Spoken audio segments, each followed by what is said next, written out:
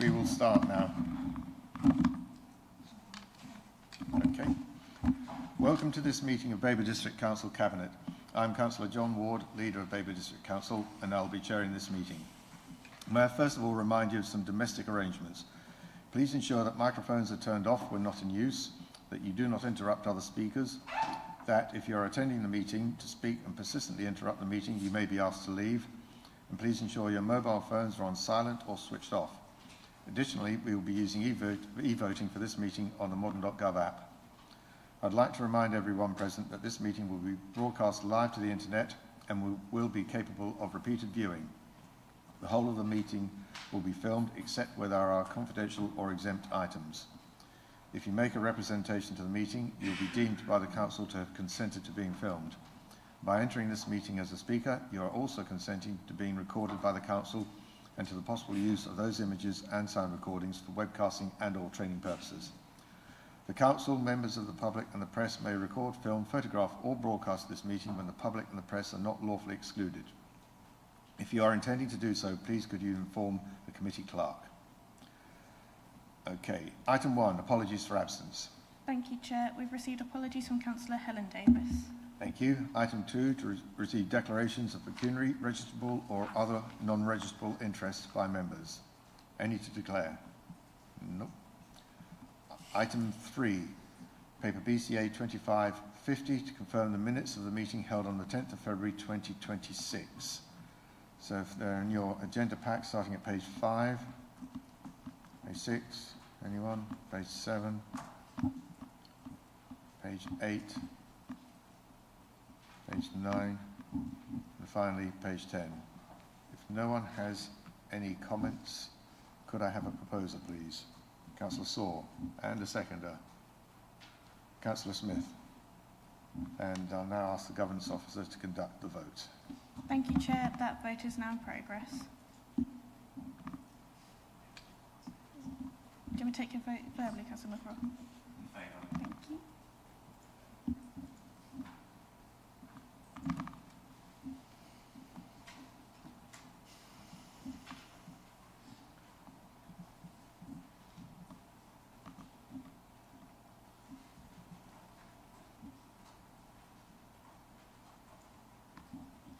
Thank you, Chair. That is 7 votes for. That's unanimous. Thank you. Okay. Item 4, to receive notification of petitions in accordance with the Council's petition scheme. None received, Chair. Item 5, questions by councillors. None received, Chair. Thank you. And item 6, matters referred by the Overview and Scrutiny or Joint Audit and Standards Committees. No matters referred, Chair. Thank you. Item 7, forthcoming decisions list. Members of the Cabinet, do you have any comments on the list? No. Okay. Moving on then. Item 8, the BCA 25 programme, next steps. I'll now invite the Cabinet Member for Thriving Communities to introduce the report. Councillor Smith. Thank you, Chair. I'm pleased to present report BCA/25/51, the Bellevue Park Improvement Programme. Everyone here is familiar with the history of this project, I think. Cabinet formally approved the delivery of a new modular cafe, toilet block and changing places facility in September 23, with planning permission being granted in January 24. However, the project has been beset with unforeseen challenges, much to the frustration of the team and the disappointment of the park users in Sudbury. Now that the retaining wall works are complete, we find that construction costs and professional fees have risen beyond the original budget tolerance. In addition, the project will require more extensive groundworks and tree root protection measures, and that will also raise costs. These costs can be examined if we come to discuss confidential Appendix B. In general terms, it is now time to assess whether to proceed with the scheme for recosted modular cafe unit, the replacement of the toilet block and the addition of the new changing places facility. The option to do nothing is not recommended. The Council remains committed to investing in affordable improvements to the park for the benefit of the local community, visitors and the wider town. Option 2 is likewise not recommended. That's to create an alternative scheme. We haven't got time for that. This has been a long time coming and we want to get it done. That's why the recommended option is to deliver the new cafe, toilet block and changing places in line with the existing planning permission held. In addition, continue with play equipment, security and access and public realm improvements in line with the programme attached at Appendix A. Moving on to the involvement of the communities team. We are well aware of the issues with antisocial behaviour within the park and other areas of Sudbury. This seems to have escalated recently, and Councillor Saw has called for a case conference involving the police, schools and other agencies. The Babergh Communities team is already engaging with Public Realm and other partners on a number of fronts. The Community Safety team continues to work proactively with the community police and criminal exploitation teams and Public Realm, as well as other stakeholders, on ASB issues in and around the park. This has led to engagement activities and youth-focused diversionary sessions. Anti-climb paint has been applied to restrict out-of-hours access, and signage has been installed to make CCTV cameras more visible and deter ASB. The police have increased patrols. A Public Space Protection Order, PSPO, is being considered and could be put in place if the evidence meets the threshold. There is also discussion around allowing dogs on leads to enter the park. Bellevue Park is already the centre of community events such as Party in the Park and Community Fun Days, as well as Active Lives Grow Your Own Wellbeing programme and other events run by clubs and organisations. In addition to this, the localities team is working with partners to establish a wider programme of wellbeing activities such as walking groups, skate park lessons, youth support, health classes and more. Having a cafe and a more pleasant toilet block will allow Bellevue to become even more a focal point for Sudbury residents. Additionally, Babergh is asking for a review of the cafe and toilet plans by a specialist design out crime officer to make sure that any future ASB is minimised. If given the go-ahead, and if the programme follows the suggested timeline, actual works in the park would not begin until early 2027. It would not affect the party in the park this year. I'd also like to point out that there is a toddler playhouse coming to the sand area soon, and that subject to seal approval in July, a large climbing structure for older children. The consultation for that larger structure is taking place in Bellevue tomorrow and is also available online. Bellevue Park is a hidden jewel in Sudbury's crown, and it's time to follow through on the promises and deliver this great project for the people of Sudbury. The recommendations for Cabinet are as follows. Review and note the summary, update and context relating to Bellevue Park in Sudbury as outlined in this report. Approve an increased upper funding allowance for the delivery of the planning approved modular build cafe, toilet block and changing place facility as re-estimated by an independent cost consultant in December 2025 in confidential Appendix B, and if approving recommendation 3.2 to delegate authority to the Director of Property Development and Regeneration to negotiate and enter suitable contracts and agreements for the delivery of the modular build cafe, toilet block and changing place facility. Thank you. Thank you, Councillor. May I have a seconder, please? Councillor Hendry. Before we go into questions, members of the Cabinet, please note that this report does have a confidential appendix, and if members would like to ask questions on that, then the meeting will need to go into closed session. So having said that, anybody got any questions? Councillor Hendry.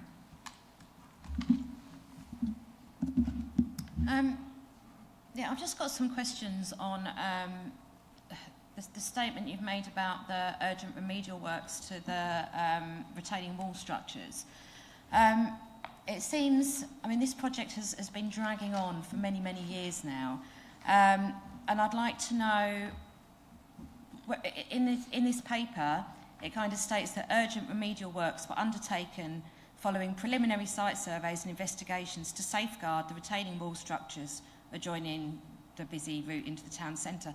Now, we've been aware of this for years, I mean years and years, and it concerns me. I'd just like to know why that work was left until it was urgent, And it then caused delays to the whole project when we've been fully aware, all of Sudbury are aware of the wall. It's been falling into the road for many, many years. So what reasons are there for that work not being carried out prior to this, please? Thank you, Councillor. So I can't really comment on the decisions about maintenance to that wall prior to our involvement in the scheme. So, you know, that was part of the public realm's remit, I suppose, in terms of looking after the park as a whole. With this scheme, however, we are looking at different foundations for the delivery of the cafe. And in undertaking those investigations for the foundations, it identified that we couldn't deliver the cafe without the wall being rectified because of the additional, I suppose, vibrations of putting those foundations in place. So that's why the wall repairs were urgent in the context of the delivery of the cafe, because further disturbance of the ground and digging of those foundations would have increased the instability of the wall in its current capacity. So that's why those two things are connected. Okay, thank you.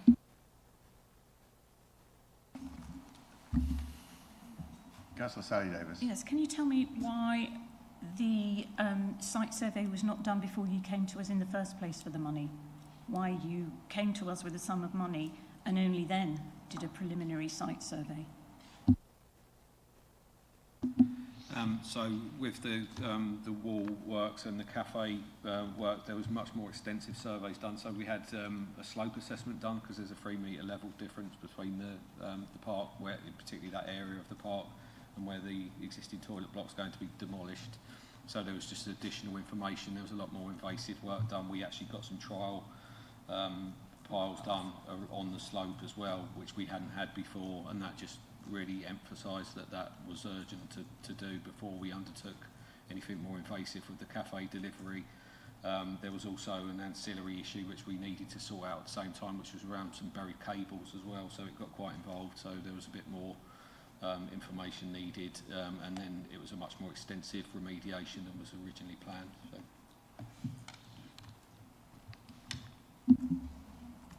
Councillor Sally, you got another question? Yeah. I'm having deja vu here on another scheme that I just don't understand why there's a wall that's been falling down, that in the first place, before you ever came to us for the first tranche of funding, because what we've got now is, oh dear, there's a whole load more stuff we need, and we need a whole lot more money.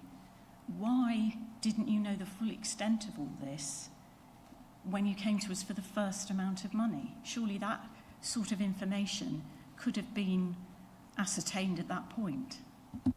When we originally came for the funding, that was pre-planning as well, so there was a lot more done in the planning lead up as well, so and that included some more site investigations.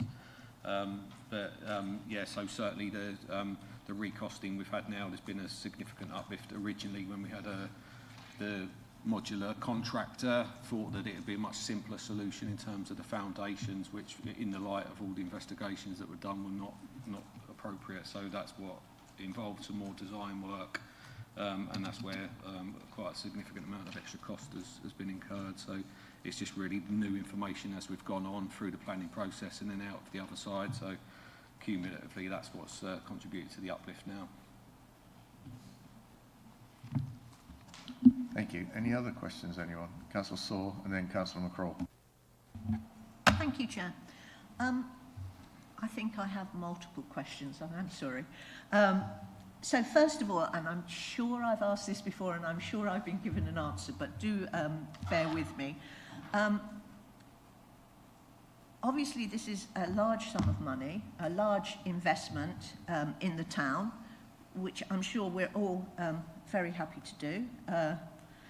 Well, that remains to be seen. As regards additional funding, I note that the National Heritage Lottery Fund, the Public Open Space Fund, the Parks Community UK, all have funding for local parks.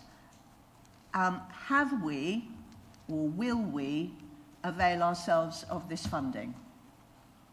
And do we actually, does our park, is it actually able to do that?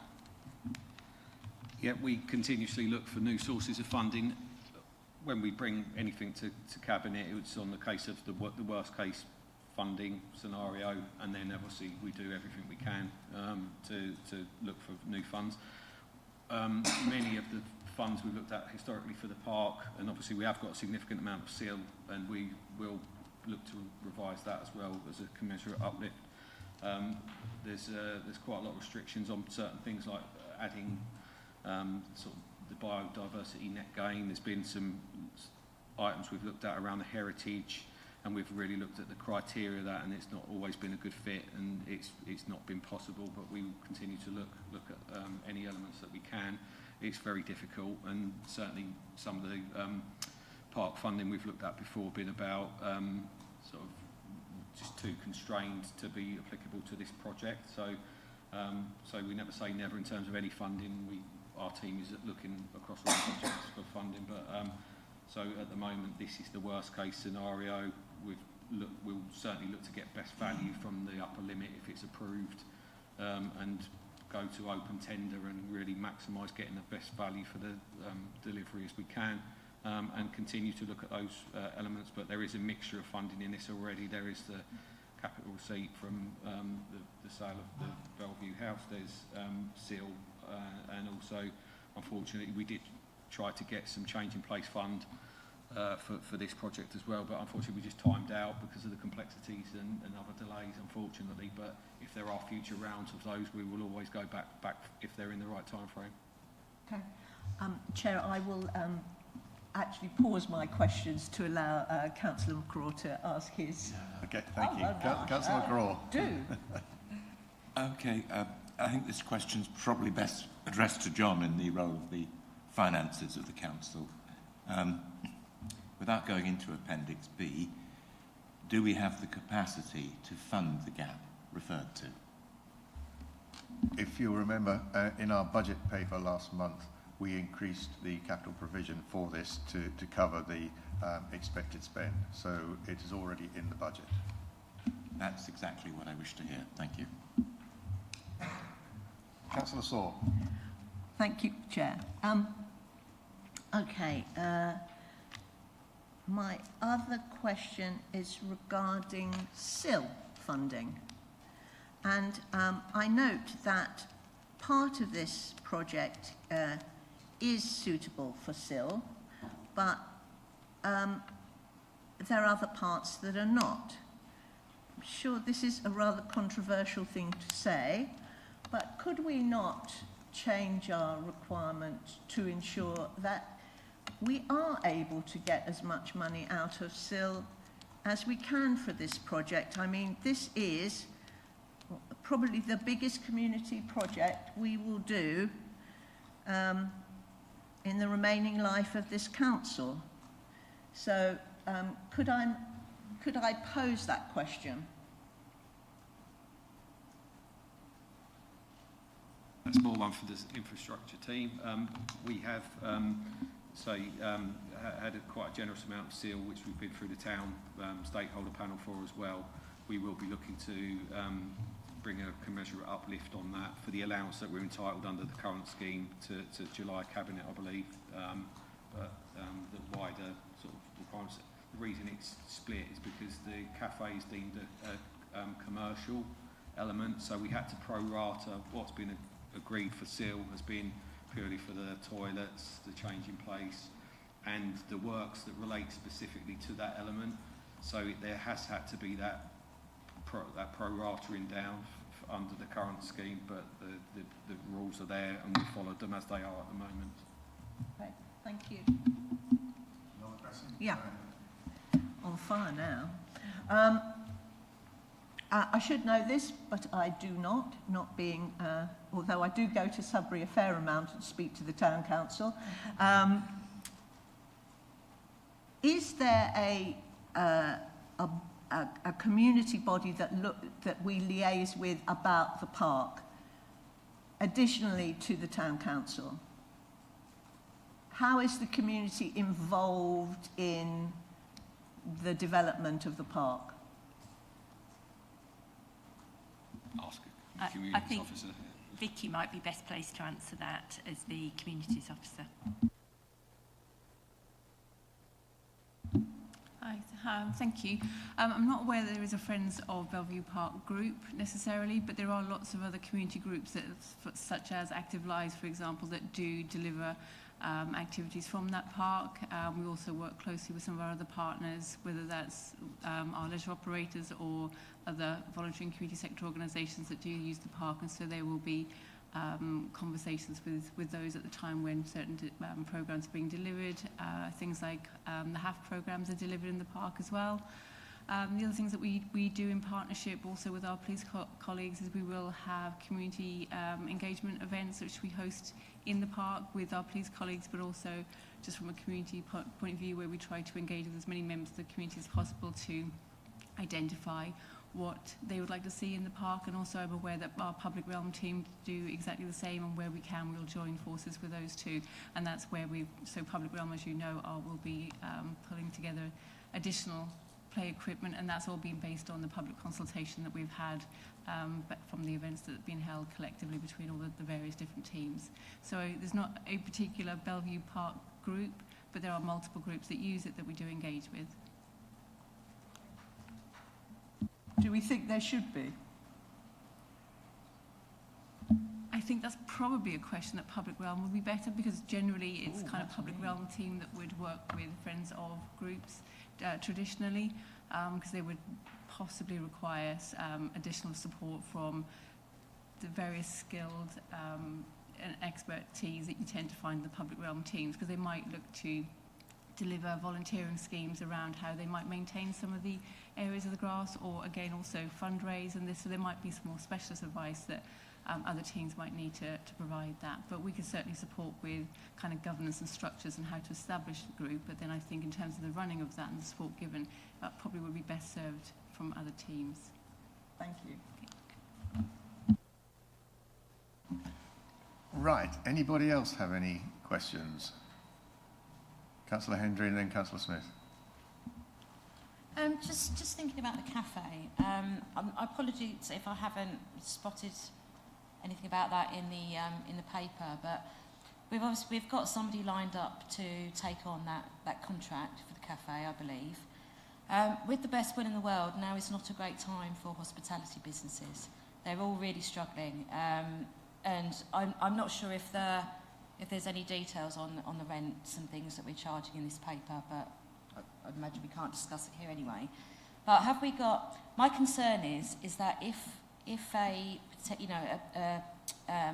somebody takes on the cafe and they can't make it profitable, what will happen to that unit?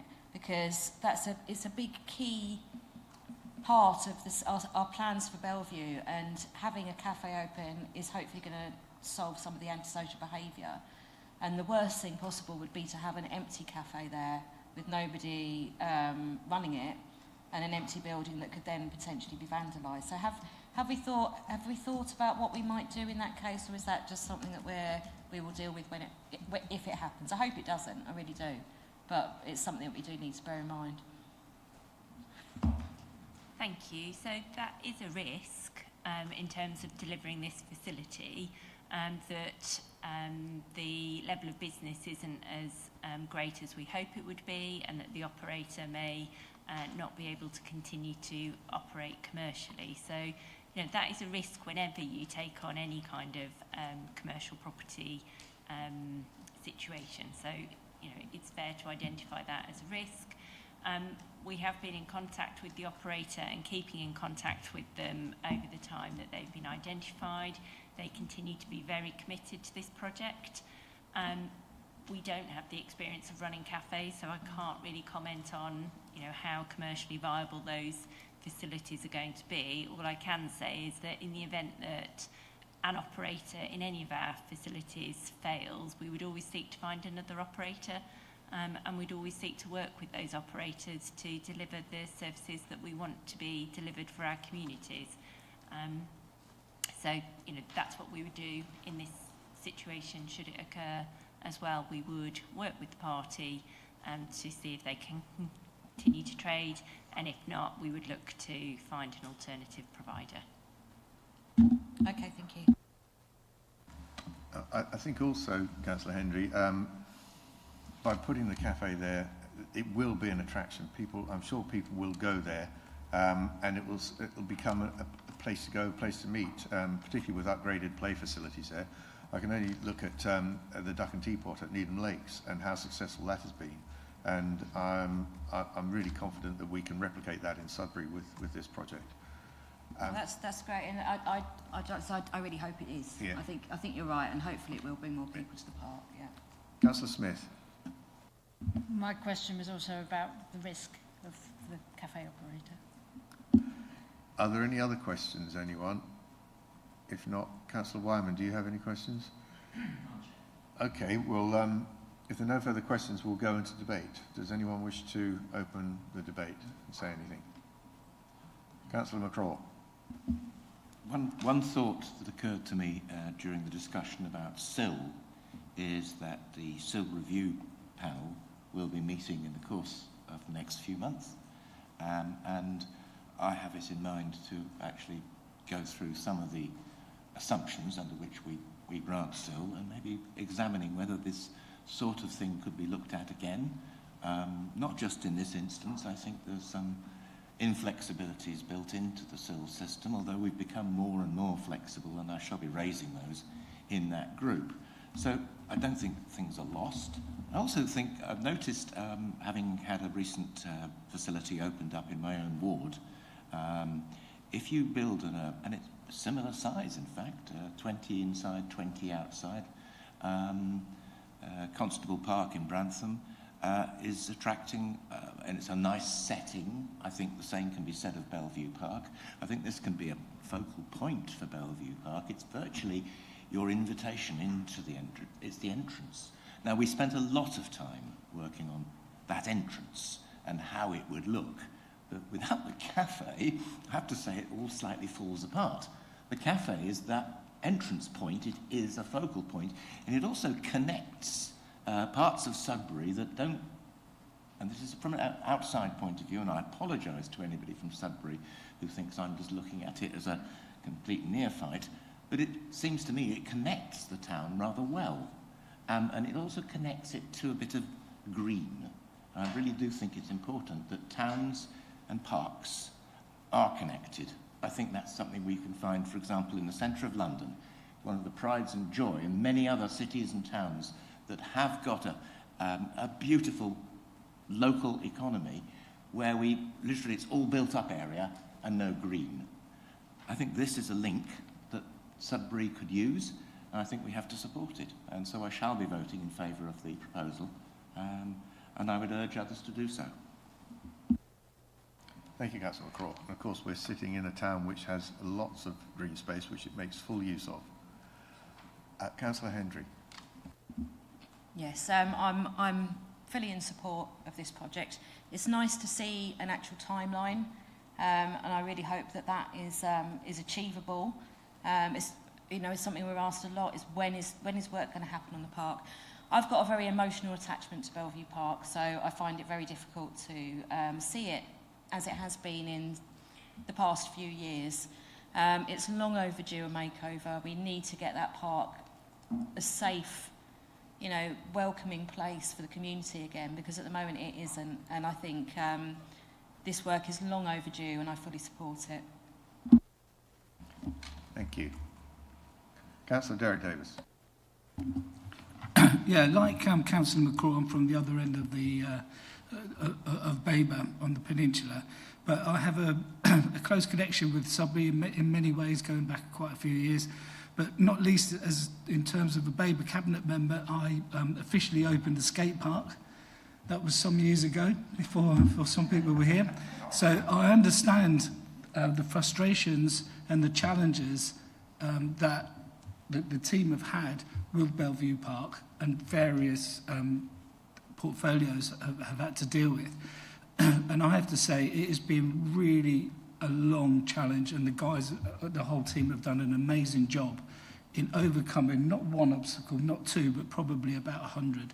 And to sort of go to Councillor Hendry's point a little bit is, I'm not going to just say, oh, build it and they will come, but build it and they will come. And that certainty that businesses really need, especially the operator, which Lee has built such a fantastic relationship with over a long time, has been really patient because of that communication.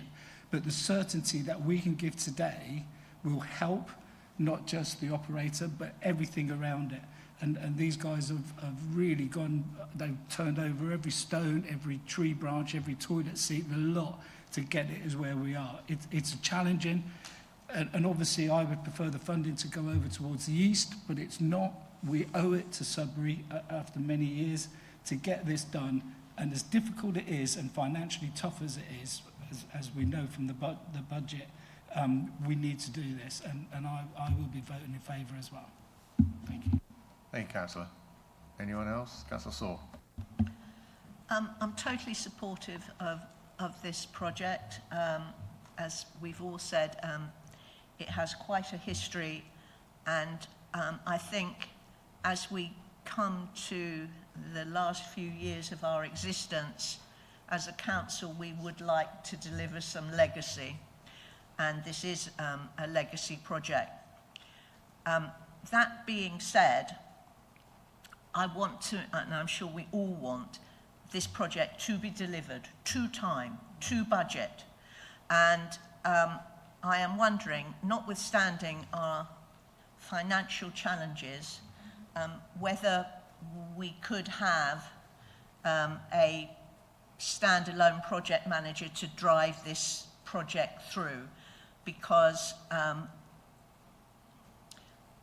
it shouldn't be a challenging project, but we know that stuff happens. And I have, the Chief Executive and I go to a meeting with Sudbury Town Council called Working Together. And sometimes we have a challenging time, quite rightly. But I want to make sure that when we go to this meeting in subsequent months, I can say that this project is to time, to budget. So I would ask that we consider having a project manager for it. And I look forward to going to that cafe and seeing it in all its glory. Thank you. Thank you, Councillor. Anyone else? I think we're all in agreement. This is a project that's it's had a long history behind it. It's had its challenges, more challenges than we would have liked, but we've overcome those challenges with a lot of hard work. It's something that we do want to deliver, as Councillor Saul says. It would be a legacy that we want to leave. And I know we've got particular issues with antisocial behaviour and vandalism, but we are, as you've heard from Councillor Smith earlier, putting in a lot of measures to tackle these. And these will give us confidence that the project can go ahead without any fear of anything happening to it, but also, of course, it will attract people to the park, which in itself will help with the antisocial behaviour, because the miscreants are not going to go there when it's full of other people, full of families and other people enjoying themselves. So I think that the whole thing is starting to come together now, and I look forward to seeing a lot of progress in the months and well, less than 2 years, or just about 2 years left of our existence. So I'm fully supportive, as I'm sure everyone else is. So having said that, if there are no other comments from anyone, I think we'll go to the electronic vote. Thank you, Chair. That vote is now in progress.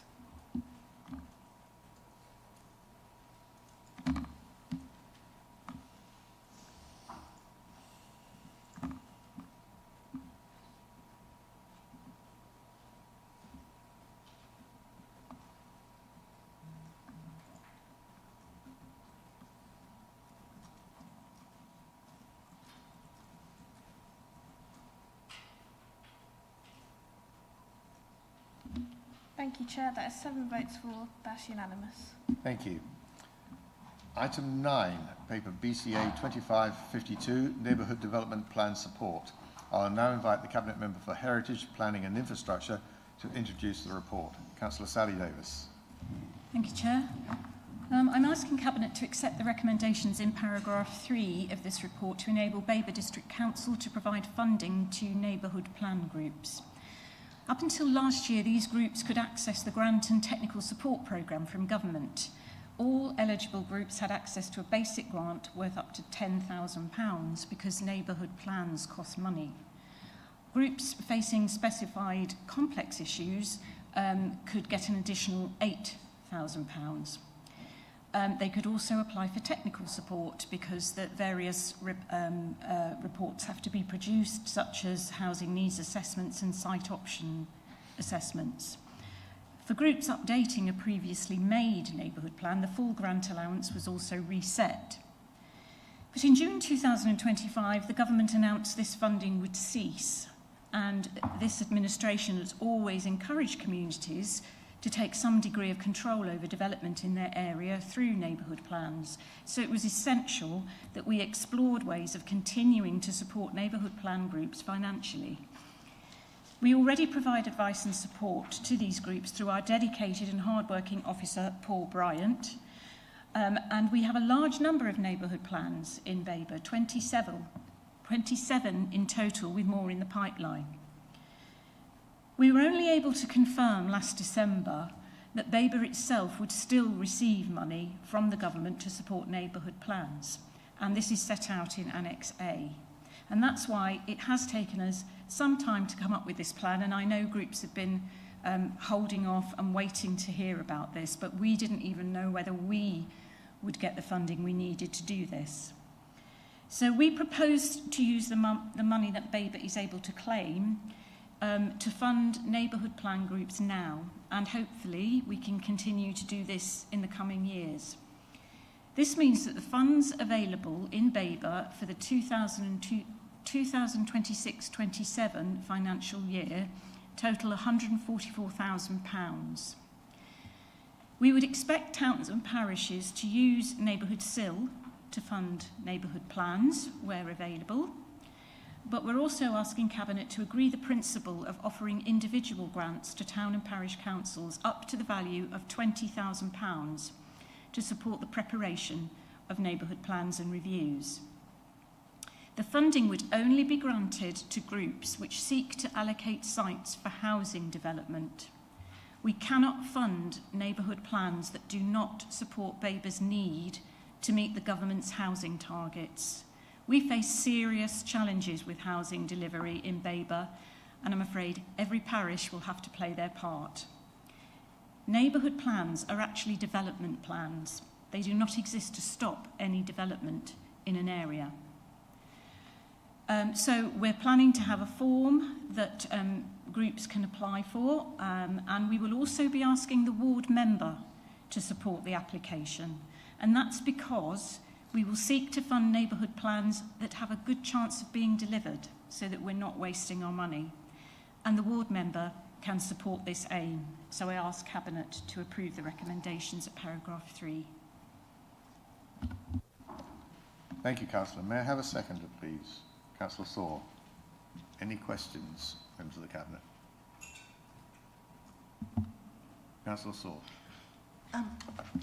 So looking at option 1, it's up to £20,000 in 26-27. What would happen in the remaining life of the council? So in 27-28, we will have exhausted our funds.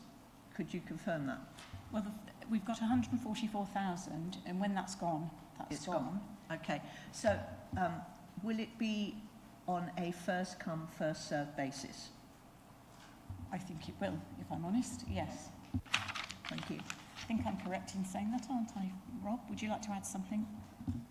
On the question about funding, up to 20,000 for the neighbour plan itself, we'll have another claim window, we believe, for 26-27 So subject to however many neighbour plans get to the pre-referendum stage, we can put another claim in.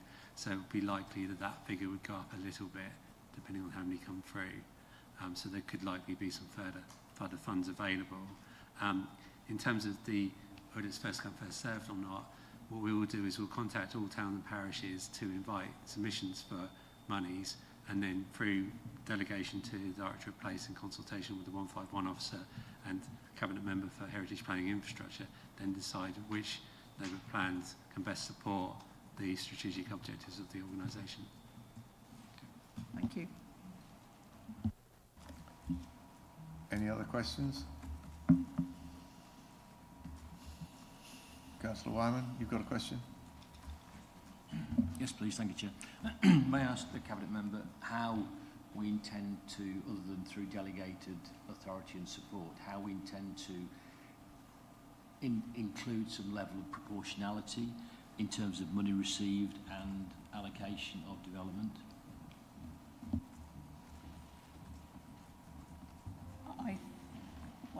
I mean, we insist on a site allocation. You won't get your money if you don't allocate the sites. We have not got any details so far whether we are going to insist on the site allocation meeting the target. We've not got that far, have we, Rob? I'm wondering what we've thought about that. So as part of the local plan process, we're currently developing our settlement hierarchy. We're hoping to, when we get to our scoping consultation, to have some conversations around that.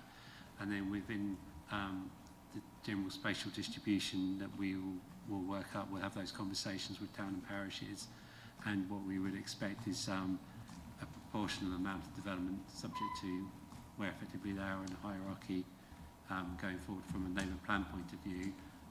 And then the local plan will itself have its own role as well, because as Councillor Davies has mentioned, we have a very challenging housing requirement to meet, and what we're trying to achieve is a partnership between ourselves producing a local plan and neighbour development plan groups to ensure we have the positive outcomes for the places over the next 20 years. Another question? Follow on, please. I mean, I think we all completely understand it. I'm very, very, very supportive of this whole process because we have so many parish councils that are partway through creating neighbourhood development plans. I hear Dave Busby's voice ringing in my ear in relation to neighbourhood development plans, and I think it's so important. So it's a great thing to do. But I do look at the levels of challenge between, say, like my ward, Cape St Mary. We have a rough cut of 500 homes, I think, from the first sort of tranche of where we need to be, and Hintlesham and other places where the expectations are less. Nevertheless, maybe it's a case for ward members to be far more supportive and/or investigative of how we can achieve these things by some levels of proactivity with landowners where we know, and the Cabinet Member for Planning and I have spoken about this on several occasions, where we can land less impactful developments and at the same time do it with speed, so we aren't in a position where we're on the back foot as we were probably 8 or 9 years ago, looking at different policies which help us land development. Because we've had, I'm sorry, I'll go on, Chair, but I've had conversations recently for different reasons with Persimmon Homes, and they're just sitting back waiting for the 5-year land supply to drop. And I know that we're talking to people like that, but I do think we need to be in a forward position and adopt a very proactive approach as opposed to, sitting back and being reactive in 6 months or a year's time. Thank you, Councillor. Councillor Smith. Thanks. Did I understand right that this funding would be available on a first come, first served basis? So it would be contingent on the parish councils to get in there? Yes, because we've got a finite amount. We may have some more in the future, but it is a finite amount. We can't keep paying out once it's gone. Yeah. Councillor McCraw. So do I also understand that we would expect parish councils, at least those who have any, to be ready to use their own internal SIL money in the process of bringing forward. So effectively, we are not necessarily going to use 20,000 every time. We can, with other funding streams, can perhaps bring the average cost down. So it doesn't mean we're necessarily limited. Is that reasonable to assume? We're not going to go bang, 20,000 bang every time. No, that's not the thought. No, it isn't. It's up to 20,000. Thank you. So, and you know, we would expect, I think it's reasonable to expect that if you've got neighbourhood sill, Yeah. you use some of it. Yep. Yeah. Thank you. Councillor Saw. We know that there are parish councils currently waiting to hear about this, starting from scratch and also wanting to do reviews to their plans. Given the changes to the planning regime, a lot of them are going to want to use planning consultants. Now, we know that there are a finite number of planning consultants who work on neighbourhood plans. Parishes that I represent have been quoted £6,000 by multiple planning consultants, so there appears to be a kind of price card going on here. Is there, or would it be regarded as anti-competitive for the council to pre-qualify planning consultants and also to try and get an agreed consultancy fee for such work, as locality did when they offered funding? I think that's certainly something we can look at. Would you agree, Rob, with that? Is that feasible? Something we could explore, and there's also technologies evolving, and we have been in dialogue with an association that supports neighbourhood development plans around technology models that have moved on in the last 6 months. So we have details of that and costs which are lower than £6,000, and we just need to understand how far they go in helping those groups deliver what they need to do. So that will be part of the conversation as well. Thank you. Thank you. If there are no further questions, we'll move into debate now. Oh, you still got a question? Okay. Okay. Obviously, there are several members here who have been involved in neighbourhood development plans. And I'm wondering, in the past, communities have done housing needs assessments, design codes. How are we able to support this? Or are we, because both the design code and the housing needs assessment were done by ACON, who were actually paid by the government. Hurrah. So I'd like, how are we able to support that, or are we able to support it, those two areas? I think the intention is to support that. I mean, they were paid for by a technical support grant before, weren't they? But I think the intention is to help with those, as long as it doesn't go over 20,000. That's correct. And we'll also have some more information at the district-wide level as well, that once that's available, neighbourhood development plan groups can tap into as well.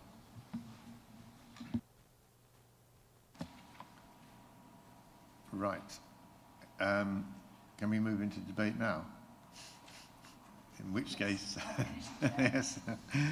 Would anyone like to open the debate? Councillor Saul. I think this will be welcomed by our communities. I think it is a very good way for us to deal with the challenge of our housing numbers and what the government requires us to do. And also, I think it's really important that we as a council engage with these communities and help them to identify these sites so that they are not being imposed on them, and that they actually share in the thinking. And it would be interesting also to be able to work with these parishes on our own joint local plan as well, so that we can get over, if at all possible, the more confrontational aspects of development, if at all possible. And I'm totally in favour of this. Thank you. Thank you. Would anyone else like to say anything? I think that in fact, we've had a lot of neighbourhood plans in Babergh, and it has been very gratifying that many of our parishes have put in the effort to draw up neighbourhood plans and are starting to look at reviewing them in the light of the new housing targets. I think that the lack of, or the threat that funding was going to disappear has certainly scared others from embarking on the process. I know that CIL's available to some, but not all, and others obviously would be reluctant to increase the precept to fund this. And I think there has been some complacency in the past that it doesn't really affect us. We haven't had much development, but the publication of the recent call for sites data, I think, has woken up a number of parishes. So I think that we will see, with this approving this extra funding, we will see a number coming to us and wanting to start the process, which is no bad thing. So I think this paper is timely and something we do need to approve and move forward with. And on that note, then I will ask the Governance Officer to conduct the electronic vote, please. Thank you, Chair. That vote is now in progress.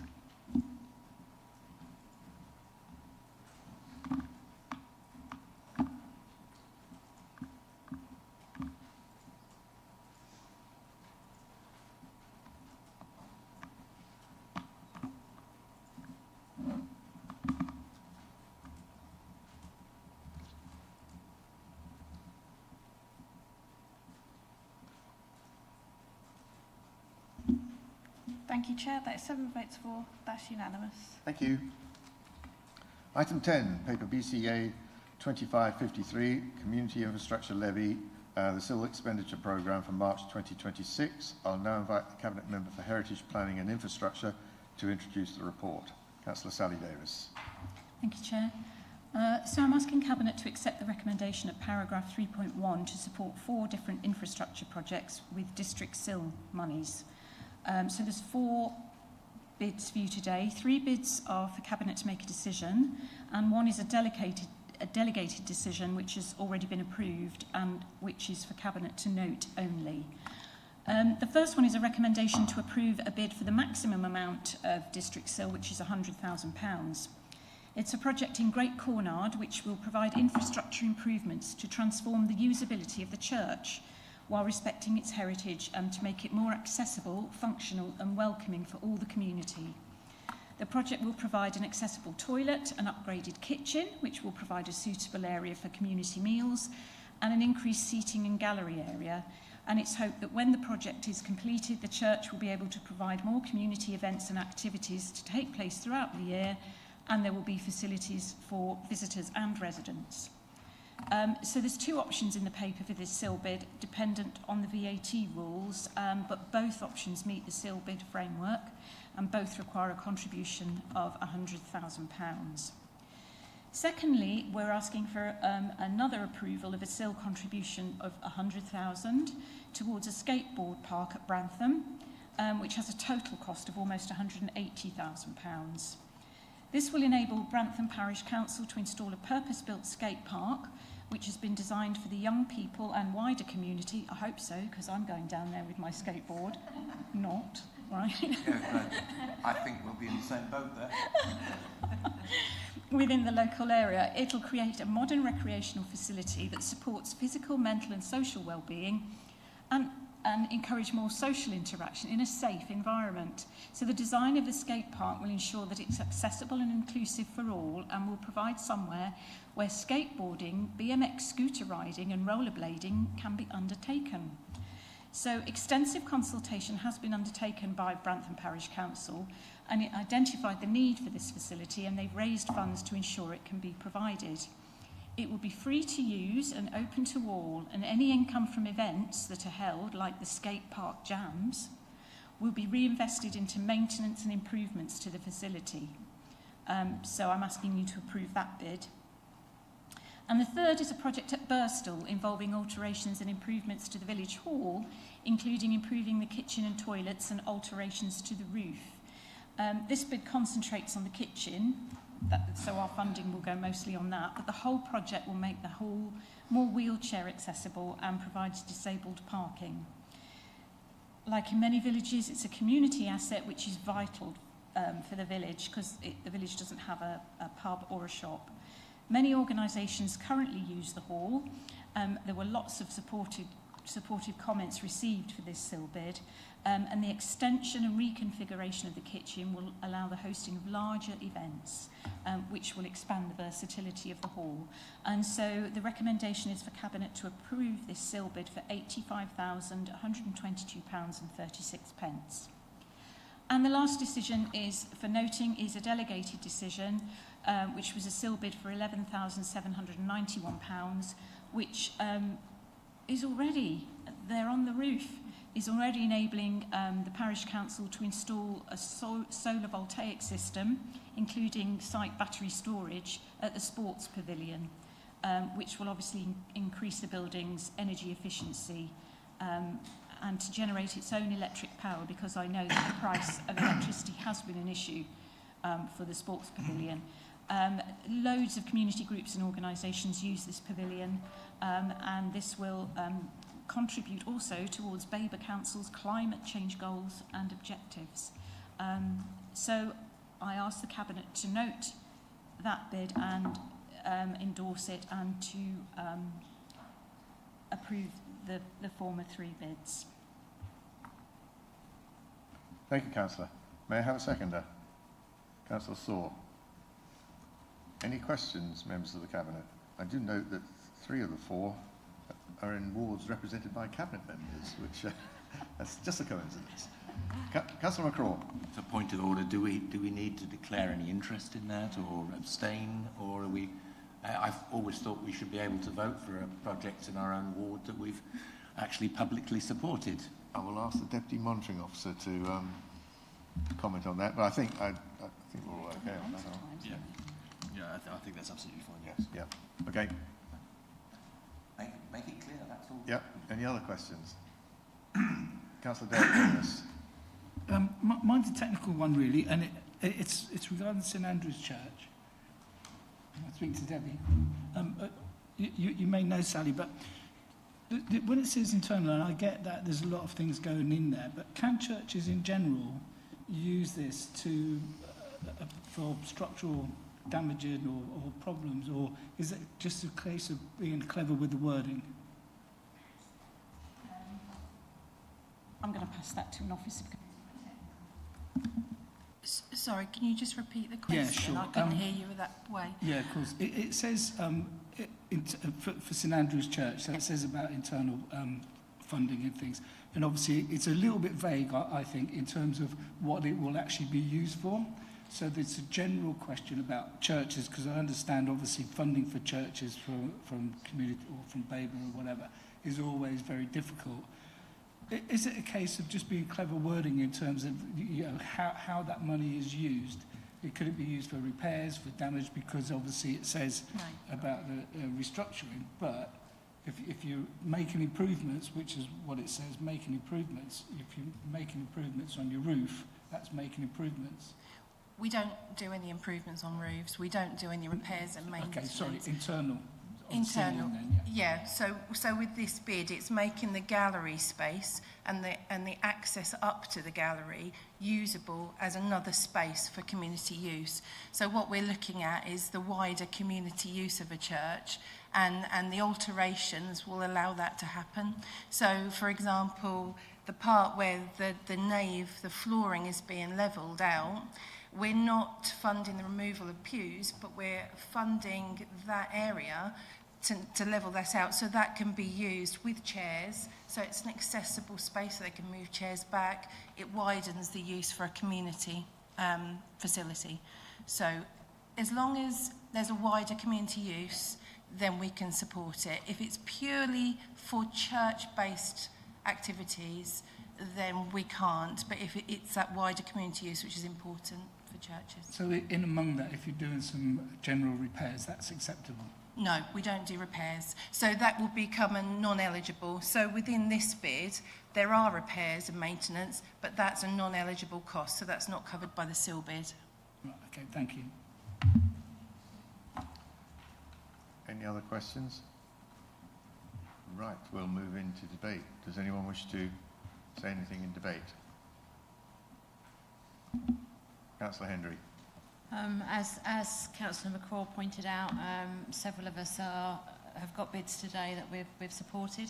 I would just like to add to Councillor Davis's comments about the churches.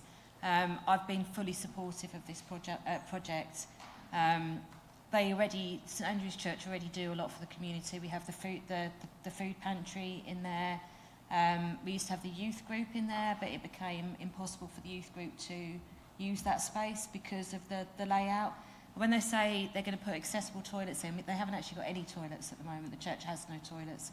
So you have to leave the building and cross a churchyard and get a key to use the shed in the corner.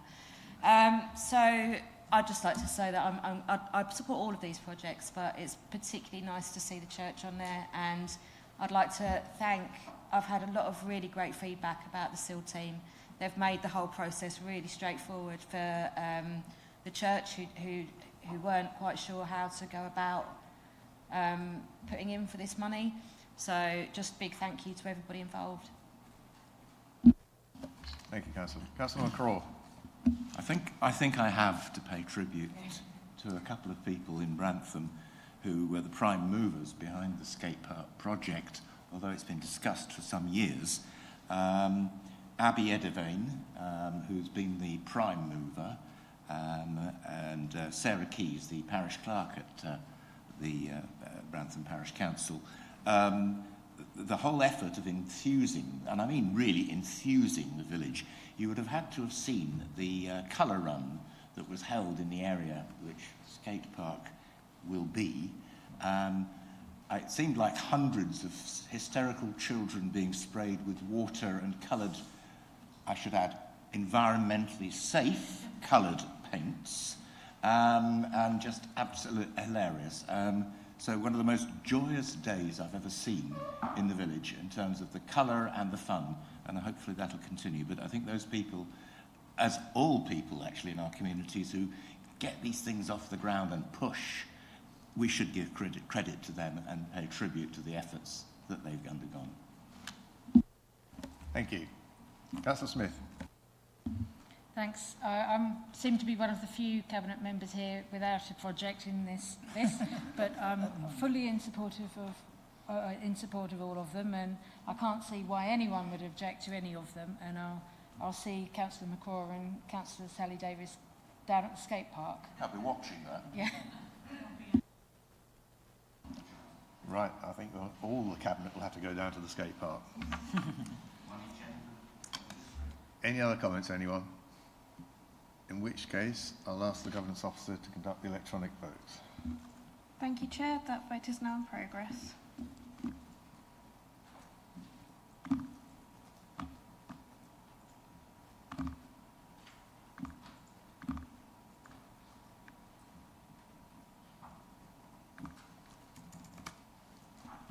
Thank you, Chair. That is 7 votes for. That's unanimous. Thank you. Okay, the next item, item 11, paper BCA 2554, General Fund Financial Monitoring 2025 to 26, quarter 3 outturn. I'll now introduce the report as Cabinet Member for Finance. Right, so this is the General Fund quarter 3 position for the current year. The detailed quarter 3 position is shown in Appendix A of this report, and although slightly worse than the quarter 2 position, the key message is that the forecast year-end deficit of £397,000 is an improvement on the budget forecast of a deficit of £633,000, therefore a favourable variance against budget of £236,000. The year-to-date position at the end of the quarter is showing a deficit of £295,000. The summary table is on page 126, and the details for the net cost of service for each service area are on pages 127 to 129. In summary, the main reasons for the improvement against budget are a much better total net cost of services due to several things. There's a positive variance against budget for the net expenditure resulting from increased planning income in place, and also forecast salary underspends across many service areas, but particularly affecting the overall variance for corporate services. There is an increase in recharges and interest receivable, and also there is a small positive variance of £31,000 in funding. The earmarked reserves are shown in Appendix B. The reserves end-of-year forecast is now almost £1 million higher than budget at just under £11.7 million, based on the current unaudited financial statements for 24 to 25 and the forecast movements for 2025 to 26. The capital programme is shown in Appendix C. We have approved a number of additional capital spends for Babergh Growth, the Chiltern Depot and SIL-funded projects, which have added £4.1 million to the capital programme, and there are £3.6 million of carry-forwards, giving a revised budget of just under £14 million. We are forecasting an end-of-year total spend of just over £10 million, which is an underspend of just under £4 million against the revised budget. The details in the appendix explain the forecast underspends. Several large projects will complete in the last quarter, and so the eventual underspend will be lower, with the primary reasons for the remaining underspend being the delay of the Bellevue Cafe project to next year and no purchases for the Strategic Infrastructure Fund. The funding for the capital programme is shown on page 134. And finally, the potential indicators at the end of quarter 3 are in Appendix D. So I'd like to propose the recommendations you'll see in section 3 of your report. And may I have a seconder, please? Councillor Saw. Are there any questions, members of the Cabinet? No? Councillor Wyman, do you have questions? We'll quickly move into debate then. Does anyone wish to say anything? Councillor McCraw.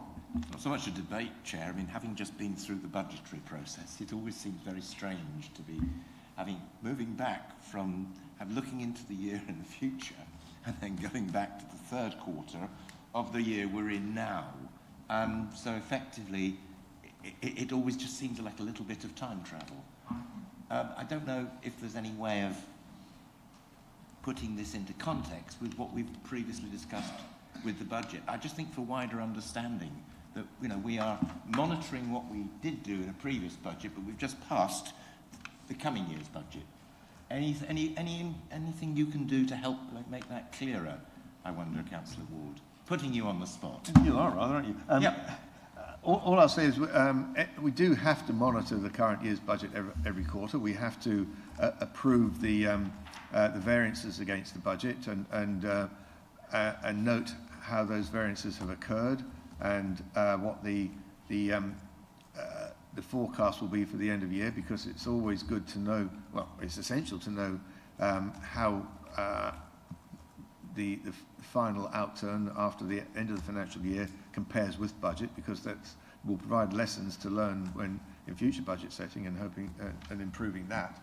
But also we do need to keep on top of the unforeseen things that happen during the year that will affect the budget against the original forecast. So it's an important process and one we do need to go through. But I take your point, yes, we have just approved our forthcoming budget for the next financial year.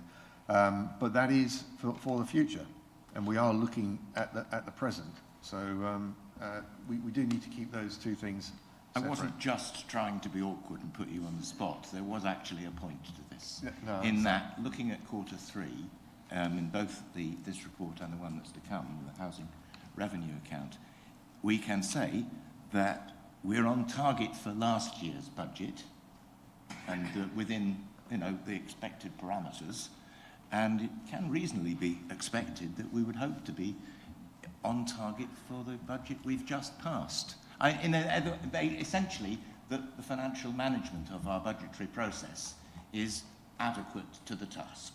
I would say it's more than adequate. Absolutely. Better than adequate. Yes. I have every confidence that the budget we've just approved for 26-27 has been through a huge process of scrutiny and validation, and I'm very confident that as we monitor that during the next financial year, we will be pretty much on target as forecast. So a lot of work goes into this, and I know the officers have, they spend so much time on this, and they do a brilliant job. Well, that's very much my debating point, that if this were not the case, if Q3 looked terrible, I'd be worried. Yeah. I'd be worried about what we've just been doing. So I'd just like to commend that team and yourself for the work done on the budgetary process. It's been the most exhaustive one we've ever done. And I mean, when I say exhaustive, I mean detailed to a degree of micromanagement I didn't think even was possible for us. This Q3 position is showing an improvement on budget, so, and there are reasons for that, which I've quickly outlined. You see the detail in the report. But the important thing is that it's not very different from the Q2 position. So with increasing confidence, we can see that the actual outturn at the end of Q4 will be not much different either. So I think the report speaks for itself, and there isn't a lot of scope for debate on it, to be honest, and I do understand that, but we do need to go through the process. And on that note, then, I'll ask the Governance Officer to conduct the electronic... Oh, Councillor Saw, sorry. I should have known, yes. Is there a degree of seasonality in the budget, in respect of Q3 is always like X and Q4 is always like Y? And given that we are in a better position in Q3 than was originally forecast, are there any lessons that we've learnt from that we can take forward to years when our financial position will be even more challenging? Well, in terms of the increased planning income, we couldn't have foreseen that, because that's something that happens as a result of planning applications that come through. And that was one of the principal differences between now and when we set the budget just over a year ago. The other aspect in terms of salaries, the salary underspend, well, we've taken a more robust approach to vacancy management in the 2026 to 27 budget. I think that's a fair comment, isn't it, Melissa? Yeah. So we will have learnt that and taken that forward into next year's budget. So does that answer? Good. Thank you. Right. Then we will move to the vote, please. Thank you, Chair. That vote is now in progress.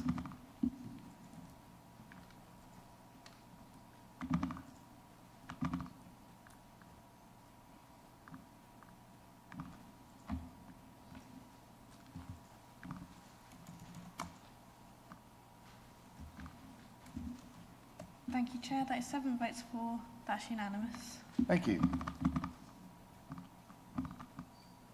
Right, okay, the next item, item 12, paper BCA 2555, the housing revenue account, quarter 3 financial outturn for 2025 to 26. And again, I'll introduce the report as a Cabinet Member for Finance. So this is the HRA quarter 3 position for 2025 to 26. The Q3 position is provided in Appendix A again. The overall position has not much changed from Q2, showing a slight improvement with a forecast deficit of £2.7 million. In summary, the main movements from budget are: there's a reduction in forecast income of just under £100,000. There's a reduction in expenditure of just over £1 million, which is a further improvement on the Q2 position. And you'll see the individual items contributing to this in the table on page 140, with further information on pages 141 and 142. There are movements in both interest receivable and payable, and of course the principal change from budget remains the greatly reduced revenue contribution to capital in the current year. The capital programme is shown in Appendix B. The forecast spend of £12.5 million is a £15 million underspend against budget, and the key contributions to this are provided in the commentary column. The largest variances in the capital programme are due to delays in the new build programme, in roofing repairs where contracts have not progressed as quickly as anticipated, and in changing the forward plan for environmental works. Movements in capital financing are shown on page 144, and this shows the reduced revenue contribution to capital, along with reductions in the use of the major repairs reserve and revolver borrowing. And just as an aside on that revenue contribution to capital, we had put in a huge amount in the budget for 2025 to 26, but a lot of that now, as you remember from the 26 to 27 budget that we approved just recently, has now gone into next year. So we will be making that revenue contribution, but not just yet. The reserves position is shown in Appendix C, and as at Q3, the forecast reserves balance is £13.1 million. So I'd now like to propose the recommendations in Section 3 of the report, and I'd like to have a seconder, please. Councillor Smith. And any questions, members of the Cabinet? No. Councillor Wyman, do you have any questions? Right, we'll move quickly into debate. Does anyone wish to say anything? No? Okay. The HRE is, as I said earlier, it's pretty much on as expected. Although we're forecasting a deficit, I think it's probably important to note that is because of the fact that we are still making some contribution from revenue to capital. You've got to remember that our operating expenditure, operating surplus rather, is showing a surplus of just just under £960,000. Sorry, that's a variance of against budget of improvement of £960,000. So it's an operating surplus of £3.7 million at Q3. So that shows that the HRE is working to a surplus. It's not running at a deficit, and we are able to make that huge revenue contribution to capital, albeit a smaller one this year and most of it again next year. I hope that clarifies that. Sorry, it's a bit muddled, but you get the gist. So I'll now ask the Governance Officer to conduct the electronic vote, please. Thank you, Chair. That vote is now in progress.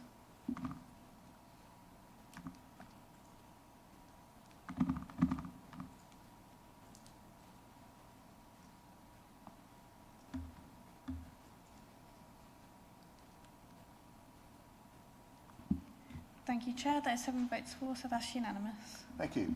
Item 13, paper BCA 2556, Q3 performance report for 2025 to 26. I'll now invite the Cabinet Member for Performance and Resilience to introduce the report. Councillor McCraw.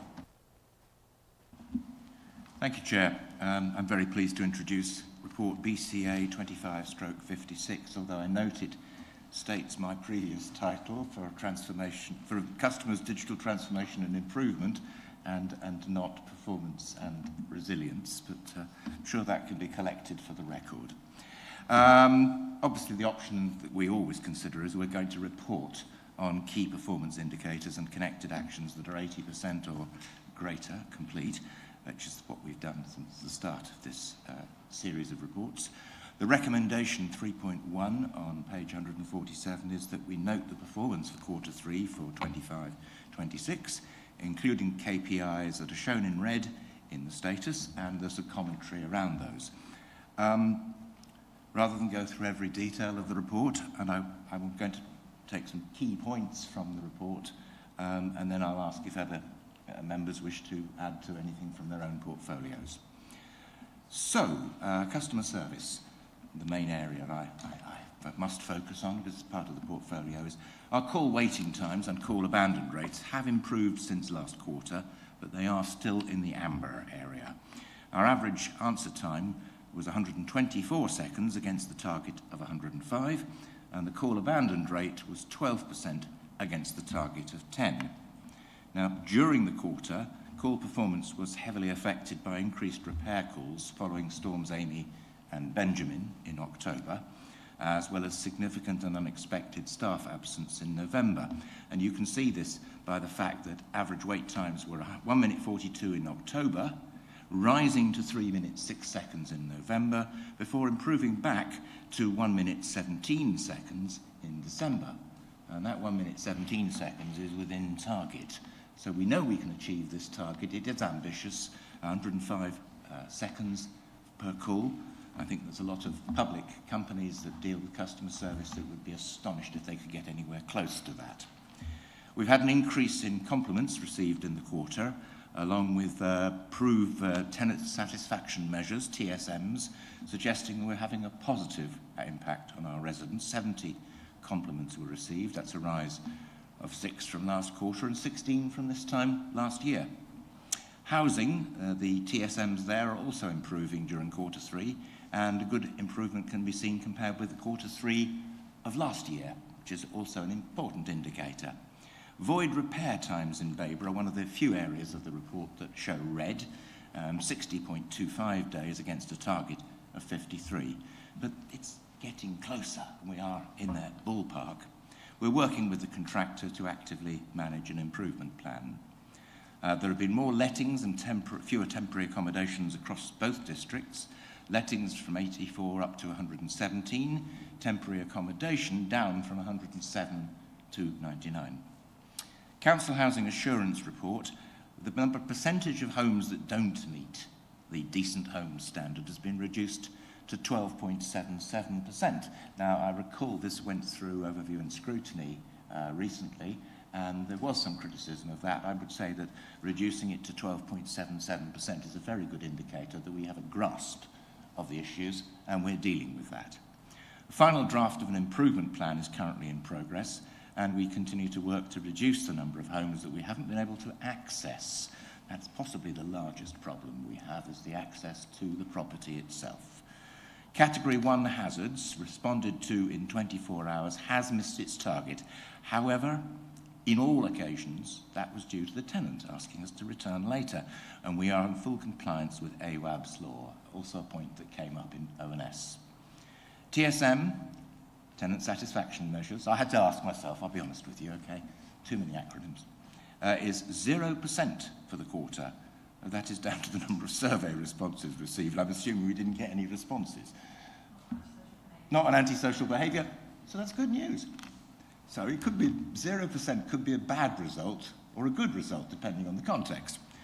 Economy and sustainability. Groundwork East results still behind target for the quarter, but they are improved from quarter 2. With additional effort being made over the next period, Groundwork East are still hopeful to make their target by March now.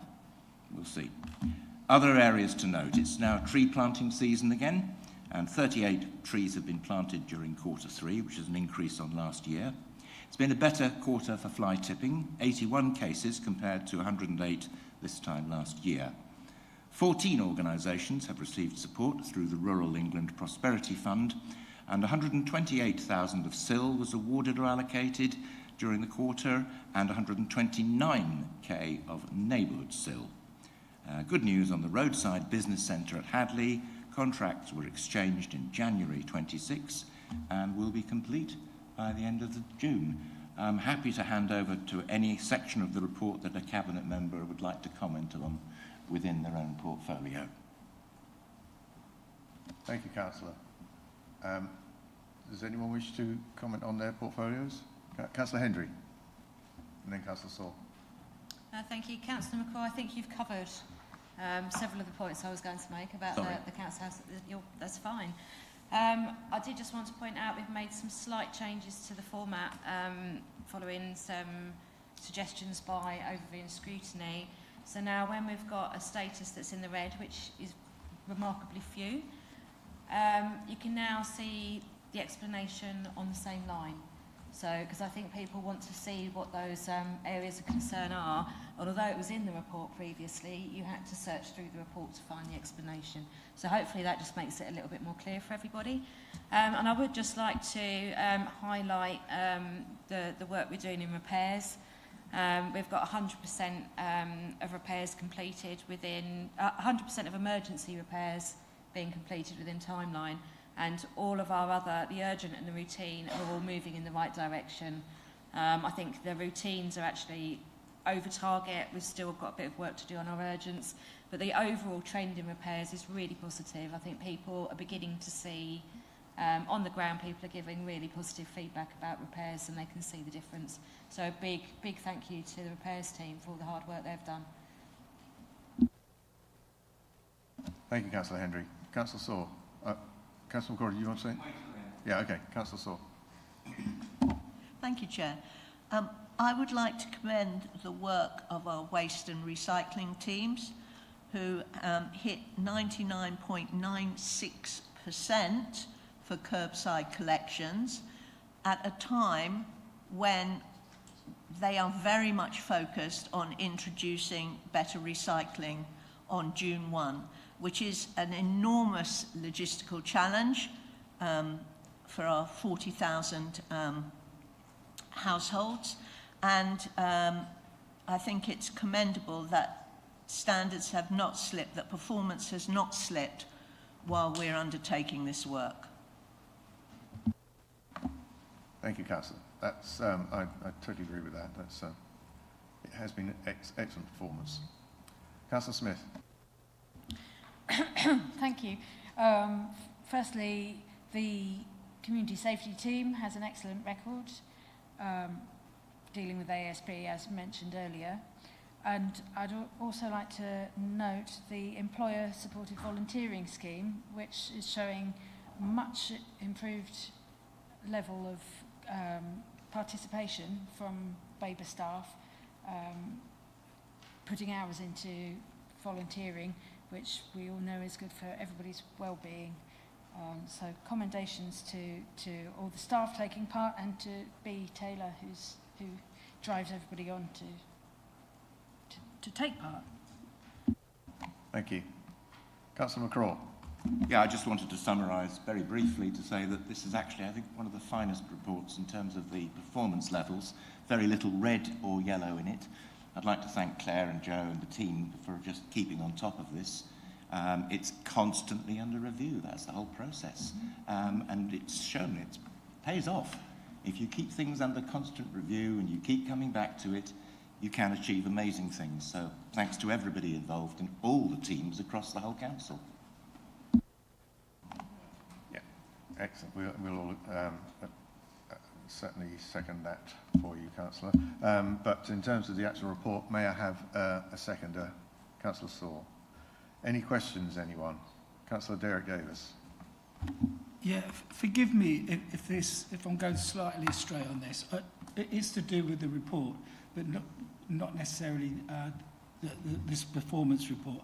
But a general question, which I'm sure other members have had similar issues, in terms of, and I'm just going to put resilient communities, but it could affect housing and it could affect other things. I've been approached already by people who, obviously I live in a very rural area, are not able to buy oil at home. The stock, they're either got it on order and they're being told we can't deliver. The price is astronomical for those that do get quotes. So my question in general is, what can we do as a district council to support those who are struggling with this particular aspect of the cost of living? There may be nothing, but I wanted to ask the question. And forgive me if this is the wrong place to do it. it's kind of off the subject of this performance report. It's an interesting question.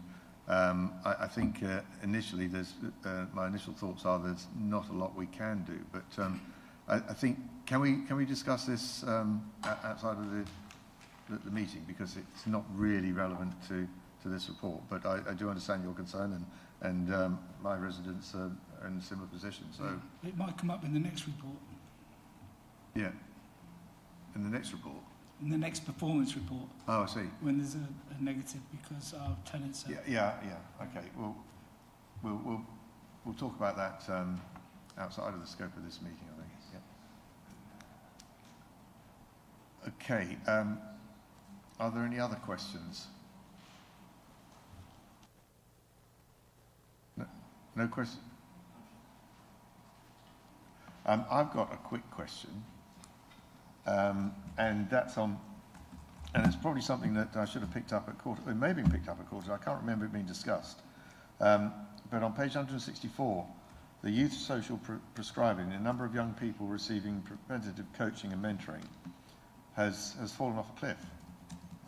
We were at quarter one at 310, it's now down to 7. Do we have any explanation for that?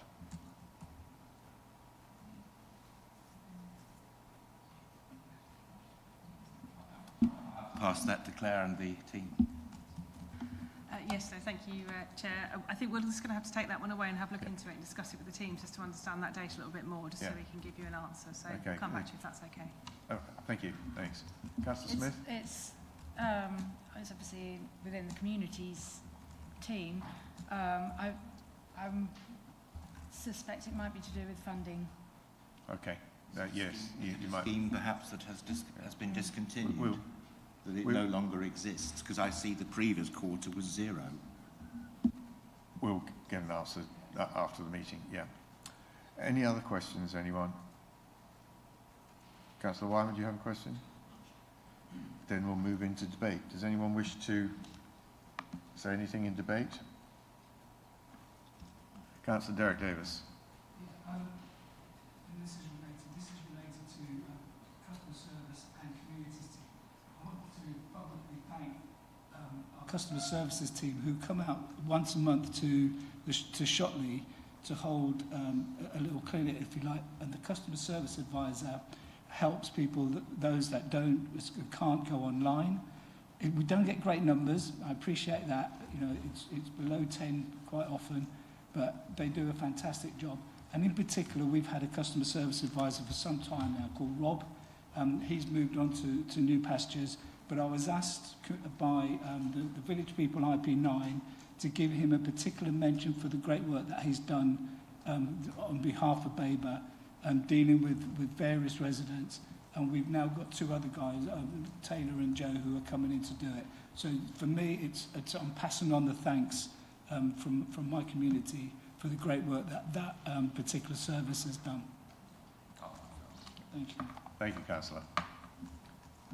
Anyone else wish to say anything? Then I'll ask the Governance Officer to conduct the electronic vote. Thank you, Chair. That vote is now in progress.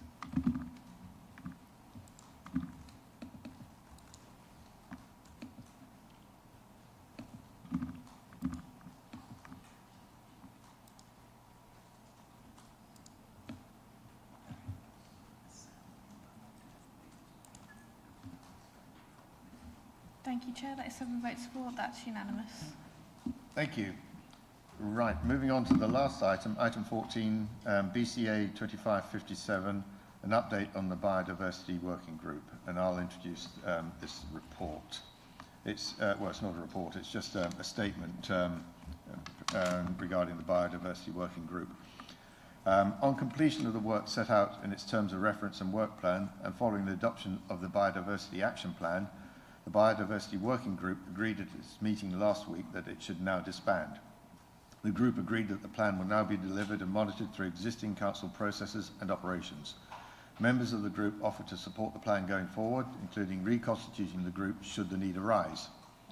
So I'd like to thank all the members of the group, the Chair, Councillor Helen Davis, and Councillors Carruthers, Clover, Malvisi, Owen and Smith for their work on this group.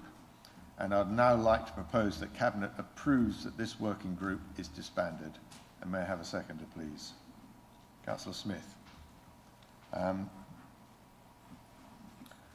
There's not really much to say on this. We'll move straight to the vote on this, if that's all right. Thank you, Chair. That vote is now progress.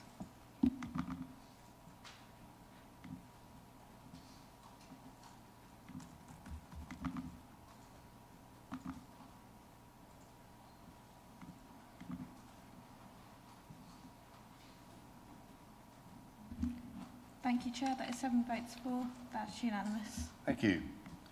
Right, so that brings us to the end of the meeting.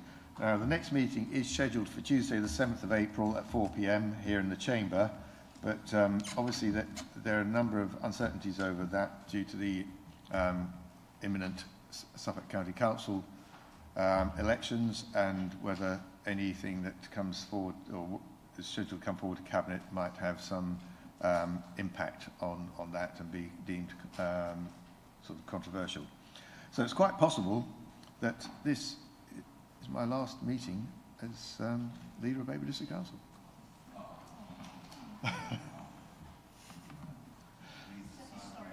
An historic day, yes. Yeah.